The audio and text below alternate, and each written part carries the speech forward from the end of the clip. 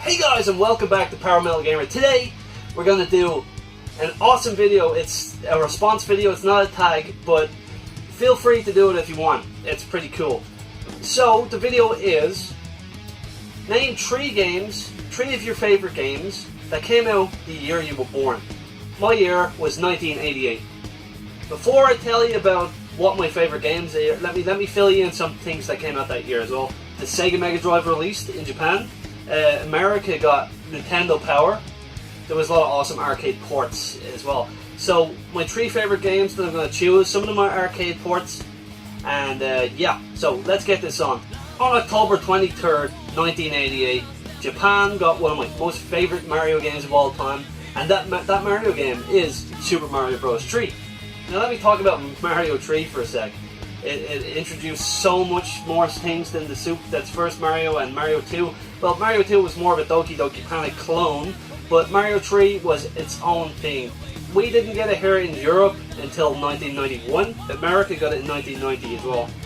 So we got like 3 years after Japan. So still, the world, not the whole world seen it, but Japan seen Super Mario Bros. 3 in 1988.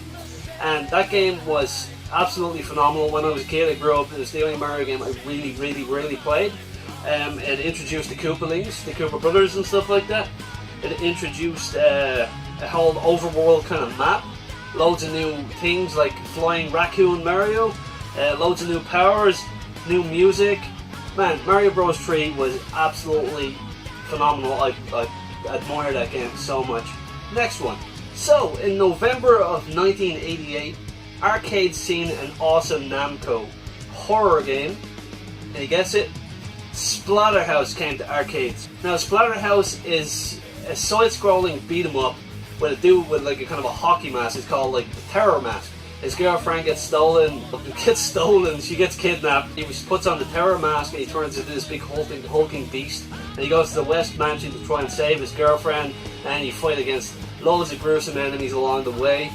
I don't think we ever got a physical release here on console, but I remember probably America or Japan got it, but I remember playing the emulator and I loved the absolute shit out of the Splatterhouse series. I always loved the Splatterhouse series.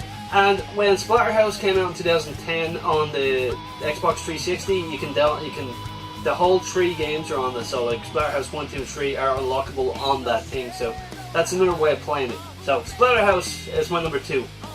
And in December of 1988, we got another timeless classic and a sequel to another already amazing side-scrolling action game, which was Ghosts and Goblins. And the sequel that I'm talking about that came out in 1988 is Ghouls and Ghosts. Now, it was later ported onto consoles, but the arcade one came out in December of 1988, and that game was absolutely awesome. You play as Arthur and his girlfriend gets kidnapped. What's up with all these people getting their girlfriends kidnapped? Just keep your shit sorted, man. Whatever, you know. Look out for your girlfriend.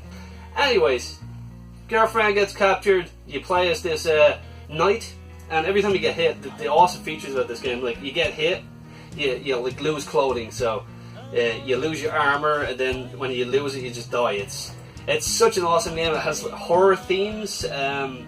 Jumping over things, really hard game. It's very difficult, and yeah, I absolutely love Ghouls and Ghosts. I'll show you my 3 here.